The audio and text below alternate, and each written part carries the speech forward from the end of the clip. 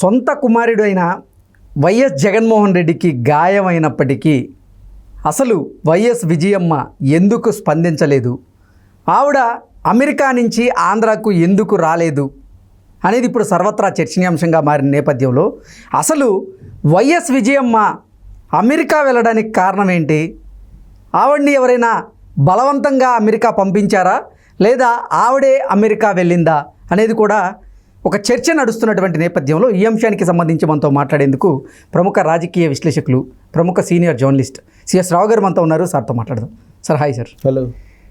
ఆంధ్రప్రదేశ్ ముఖ్యమంత్రి జగన్మోహన్ రెడ్డి మీద రాయితో దాడి జరిగినటువంటి నేపథ్యంలో ఎంతోమంది స్పందించిన సొంత కుమారుడికి మీద దాడి జరిగినప్పటికీ వైఎస్ విజయమ్మ మాత్రం స్పందించలేదు, అమెరికా నుంచి ఆంధ్ర రాలేదు అంటూ కొన్ని వార్తలు సోషల్ మీడియాలో చక్కర్లు కొడుతున్నటువంటి నేపథ్యంలో అసలు వైఎస్ విజయమ్మ ఎన్నికలకు ముందు ఎందుకు అమెరికాకి వెళ్ళారు?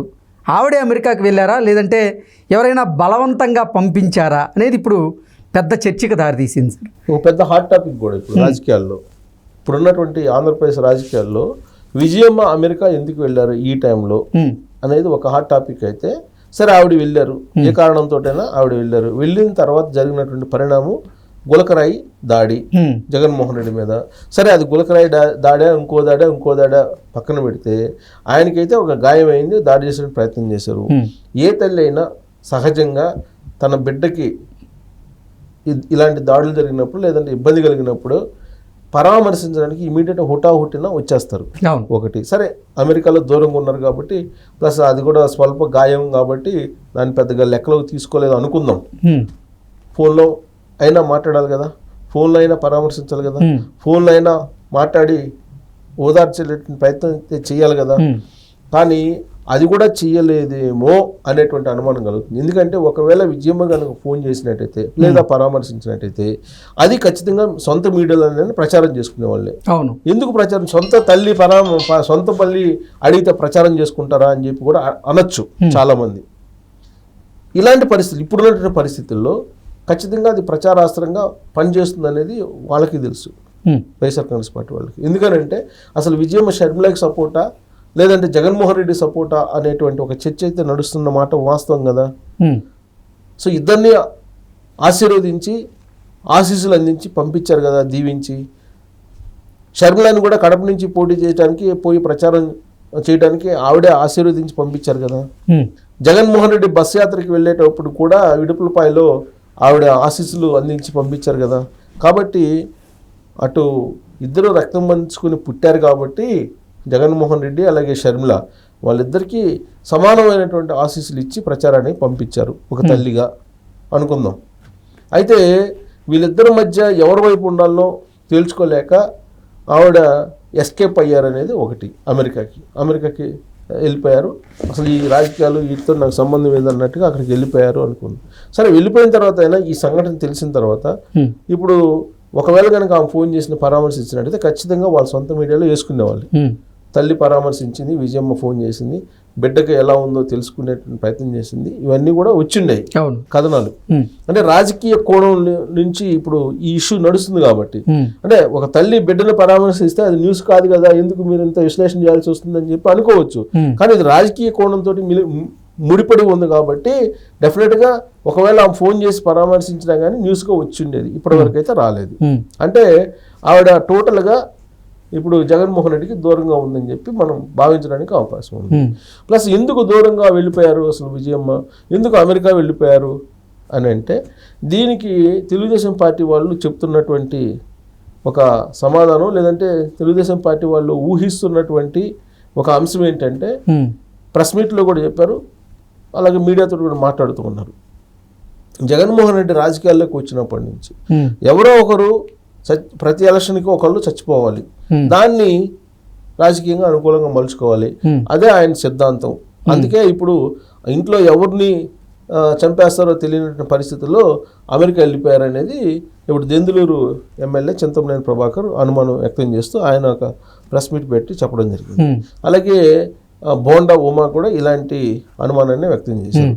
తెలుగుదేశం పార్టీ వాళ్ళు అందరూ ఇప్పుడు ముక్త కంఠంతో చెప్తుంది ఏంటంటే ఆల్రెడీ ఎలక్షన్ కమిషన్కి కూడా ఇచ్చినట్టున్నారు, పోలీసులకు కూడా ఒక పిటిషన్ ఇచ్చినట్టున్నారు. ఉమ్, వైఎస్ ఫ్యామిలీలో ఉండేటువంటి ప్రతి ఒక్కరికి మీరు భద్రత కల్పించండి, ఉమ్, ఈ ఎలక్షన్ల వరకు ఏమీ కాకుండా మీరు భద్రత కల్పించాల్సిన బాధ్యత పోలీసుల మీద ఉంది. ఉమ్, విజయమ్మకి కానీ లేదా షర్మిలకి కానీ ఉమ్, లేదా భారతిరెడ్డికి కానీ లేదా విమలమ్మ గారికి కానీ ఎవరికైనా సరే అందరికీ వైఎస్ ఫ్యామిలీలు ఎవరైతే ఉన్నారో వాళ్ళందరికీ భద్రత కల్పించండి, దయచేసి ఫ్రీ అండ్ ఫెయిర్ ఎలక్షన్ జరిగేలా సహకరించండి మాకు అని చెప్పి తెలుగుదేశం పార్టీ వాళ్ళు ఎలక్షన్ కమిషన్ కోరుతున్నారు.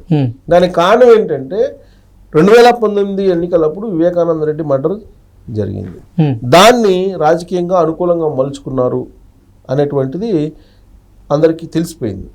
ఆ ఎన్నికల్లో తెలియలా, తీరా ఎన్నికలు అయిపోయిన తర్వాత తెలుసుకునేటప్పటికి 5 సంవత్సరాలు అయిపోయింది. ఇప్పుడు నిజాలు తెలిసినాయి. ఇప్పుడు నిజాలు చెప్తూ ఉన్నారు. వివేకానంద రెడ్డి సొంత కూతురే చెప్తా ఉన్నారు, అలాగే జగన్మోహన్ రెడ్డి సొంత చెల్లెలే చెప్తూ ఉన్నారు.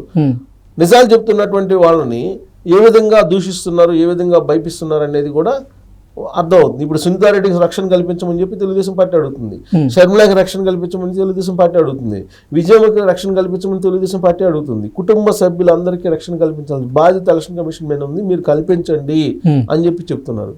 అసలు ఆ డిమాండ్ చేయాల్సింది వాళ్ళు, మాకు రక్షణ కల్పించండి అని. ఇప్పుడు తెలుగుదేశం పార్టీ వాళ్ళు రక్షణ కల్పించండి వాళ్ళకని చెప్పి వాళ్ళు కోరేటువంటి పరిస్థితికి వచ్చింది. కారణం ఏంటంటే 2019 ఎలక్షన్ల యొక్క అనుభవాలు చూశారు కాబట్టి అవి పునరావృతం కాకుండా ఉండాలి అనేటువంటి ఉద్దేశంతో వీళ్ళు డిమాండ్ చేస్తున్నారు. అసలు సోషల్ మీడియాలో ఏంటంటే ఒకవేళ విజయం ఇక్కడ ఉంటే ఆమె ప్రాణాపాయం ఉండేటువంటి అవకాశం ఉంది, అందుకే వెళ్ళిపోయారు అనేది ఒక ఒపీనియన్ని సోషల్ మీడియాలో స్ప్రెడ్ చేస్తున్నారు. అంతకుముందు ఆమెకు జరిగినటువంటి కారు యాక్సిడెంట్లు కానీ కారు ప్రమాదాలు కొన్ని ఉన్నాయి. దాదాపు 2 సంవత్సరాల నుంచి 2 సార్లు 3 సార్లు ఆ కారు ఒకసారి చెడిపోవటం, ఒకసారి టైర్ బయలుపోవటం ఏదో జరిగినాయి. అవి కూడా ఉటంకిస్తున్నారు. వాటిని కూడా ప్రస్తావిస్తూ ప్రాణాపాయం ఉంది కాబట్టి ఆవిడ వెళ్ళిపోయారు, ఇక్కడుంటే ఏదైనా జరగచ్చు, వివేకానంద రెడ్డి ఇష్యూ చూసిన తర్వాత ఆవిడ వెళ్ళిపోయారు అనేటువంటి అభిప్రాయాన్ని వ్యక్తం చేస్తూ పోస్టులు పెడుతున్నటువంటి నెట్జన్లు కూడా అనేక మంది ఉన్నారు.